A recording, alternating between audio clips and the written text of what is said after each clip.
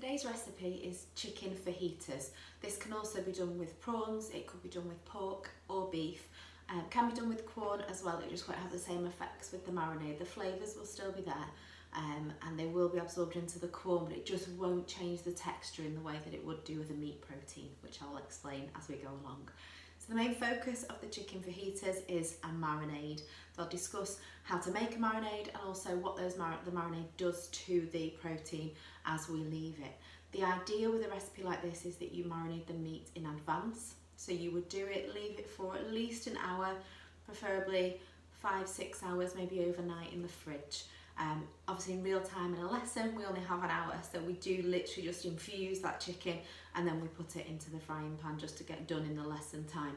But ideally we want to really see the effects of how that marinade works by leaving it for a sustained amount of time. So ingredients, we've got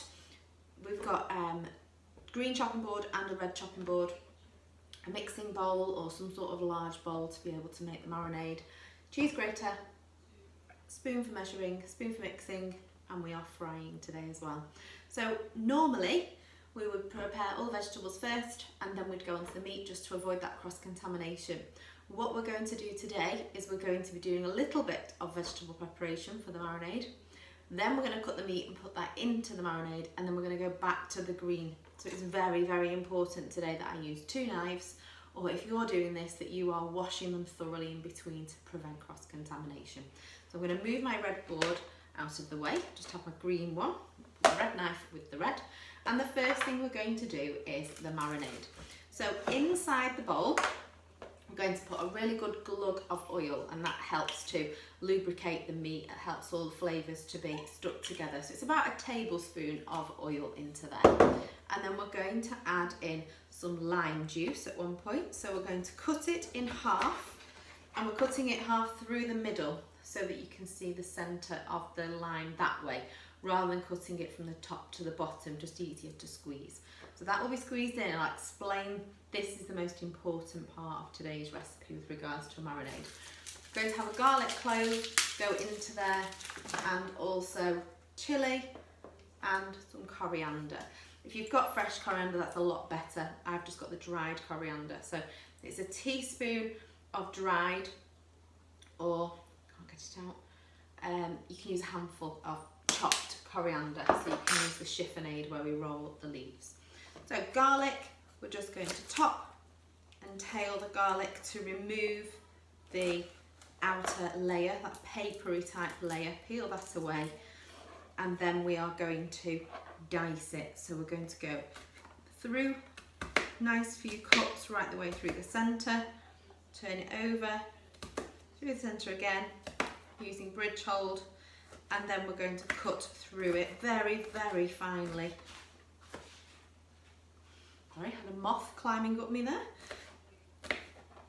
And then we're going to cut all of that away before popping it into the mixing bowl. Once that's in there, move on to the chilli. Now the chilli, very, very spicy, gets into the pores in your fingers. If you touch your lip or your nose, even your eyes, even worse, it will really, really sting. It's not going to do any lasting damage, but you do need to rinse it as much as you can with water. So it's a good idea not to overhandle the chilli, and make sure that you wash your hands thoroughly afterwards before touching any part of your face or anything, so be careful. I'm going to cut it from top to bottom and then remove the seeds. The seeds are quite spicy, but they also have quite a hard texture to them, so it's not very appealing when we are going to put all that marinade into a frying pan. So we're going to remove those seeds just so that we don't have that tough texture inside our fajitas. Now, if you don't like it spicy, go with half a chilli. If you do like a bit of heat, then obviously go with that full chilli. If you don't have a chilli, the equivalent of a half like that would be half a teaspoon of chili flakes. They are quite a lot more intense because they're dried, they're very, very powerful. So it'd be half a teaspoon of chili powder or chili flakes, and a teaspoon if you're using the whole one. So I'm going to cut a few vertical lines downwards. I'm not cutting it all the way through. This just allows me to basically dice them. So you can see I've separated the chilli, and then I'm going to bunch them together with claw grip and cut through. I'm making these for my children's tea later, so I don't want to put too much chilli in or else they won't eat it. I'm going to just do my half of chilli right the way down and then pop that into the bowl as well. And this is my marinade nearly complete now. I'm going to now add one more ingredient, and that's the lime.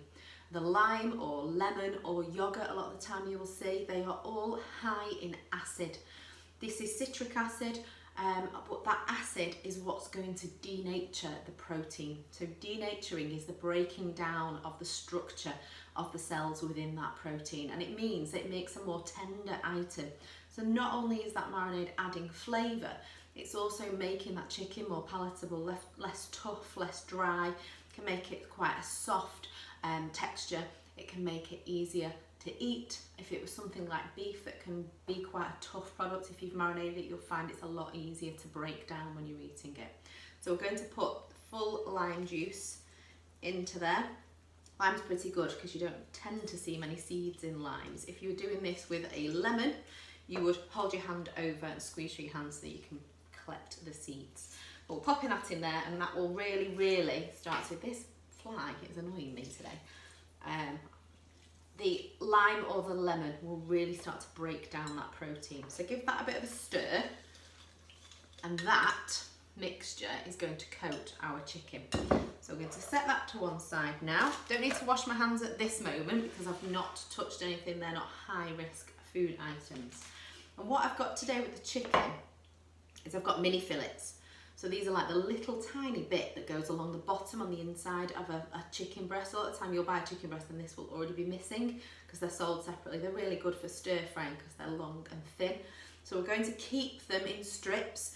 If you put chunks of chicken into fajitas or sort of wraps, there's more bits to fall out. If they are long strips, they're more likely to stay inside the fajita or the wrap. So we're going to cut them all the way along, just to make them thinner, because we are stir frying it. It's quite a quick, practical. We just want to make sure they're cooked properly. So once they are long strips like so, pop them straight into that marinade. If you are struggling with a knife, you can use scissors. The one thing with mini fillets is you tend to find there is a tendon that runs down the centre of them. It's quite rubbery, it's like an elastic band, and that can be hard to cut out. So you may want to use scissors just because of that. So if I get a pair of scissors now, you can snip right the way through that tendon, and then that could be popped in. So once all these have been done, stir that around, cling film it if possible, go into the fridge, and you would set that aside for 1 to 2 hours. Once I've completed that, I will come back to you when we're ready to then move on to the next stage, prepare the vegetables and start stir frying. Now that I'm ready to prepare the fajitas within the frying pan, I'm just going to start chopping the vegetables first. So with the pepper, we want it in long slices. Like I said with the meat, we want everything that's inside that wrap to be quite long so that it doesn't just fall out the end. If it's just diced, everything's going to start falling out as you're eating it.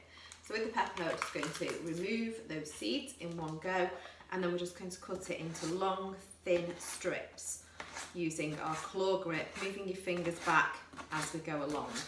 And then with the onion, I'm going to do the rainbow slices. So we're not going to do any of the dicing that you've been taught to do. We're going to do rainbow slices today. So I'll quickly show you how to do those, just as a reminder. So you've got your onion top to bottom all the time. We're not a magician. You don't want to cut someone in half like this way. You want to be cutting down the centre so that you go through the root of the onion rather than cutting that onion off. Then the onion bleeds and then you cry. So cutting from the top to the bottom. We take the top off, which is the stalk, and then we can start to peel the top, the skin layer off, and we are ready to slice. So just take that first layer off with the skin. Once you get to this stage, don't ever cut that root off. You're working to the root every time. We are just putting those thin slices through to create the rainbow type shape. Once we've done all of that, we will then be ready to fry. The only other things that you would like to prepare beforehand, just so that they're ready as soon as your chicken fajita mix is ready, it might be that the family then create their own fajitas, choose what they put on, is just make sure you have to hand any other toppings. So I have guacamole, sour cream, and I'm going to grate some cheese, and then obviously I've got the pack of wraps. I will show you how to construct one but next stage will be for us to start to stir fry the meat. So I'm going to take that back out of the fridge now it's been marinating, and we can show you the next step. I've now removed the marinated chicken out of the fridge. Obviously I've covered with the cling film. Just to clarify, the marinade will not work on cooked meat, so it is essential that if you're going to do a marinade, for it to have that effect of denaturing the protein, it needs to start off in a raw state. So raw prawns would have to be the grey prawns, obviously the chicken or the beef would have to be in its raw state. So now this has done, what you would notice with prawns particularly, they don't take a lot for them to start to denature. You would actually notice that a grey prawn would actually start to have pink tinges, and the lime juice or the lemon juice or the acid in the yoghurt would actually start to turn it to a cooked product without you having to apply heat. So that is the denaturing. You would notice on your chicken as well that there will be some highlights of white in the chicken where the acid has really started to break down that chicken. So I've turned my pan onto 4 and I'm going to spoon this in. Because there is oil inside the marinade, there is no need to add any more oil to that product. And you really want to scrape all of those marinated juices into the product. They've all sat around that meat, they've all added lots and lots of flavour. So we're going to really take advantage of that and include them in the cooking process now. So now, biggest thing to do, because it's a stir fry, there's not a lot of cooking time, we do need to ensure that that chicken is cooked before we add in to stir fry the onions and the peppers, and they will obviously start to caramelise and add a little bit of sweetness to the dish. So once this chicken is completely white, I will come back to you on a close-up and you can see what's going on inside the pan. Now you can see all that chicken is white. What I'm going to do is add in those vegetables. Obviously I've done pepper and onion.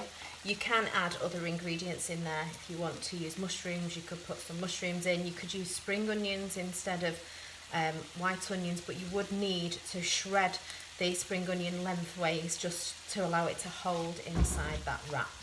So that now will take another 3 or 4 minutes just to caramelise those onions, to break them down. At the moment, obviously, you can see the structure, they're quite rigid.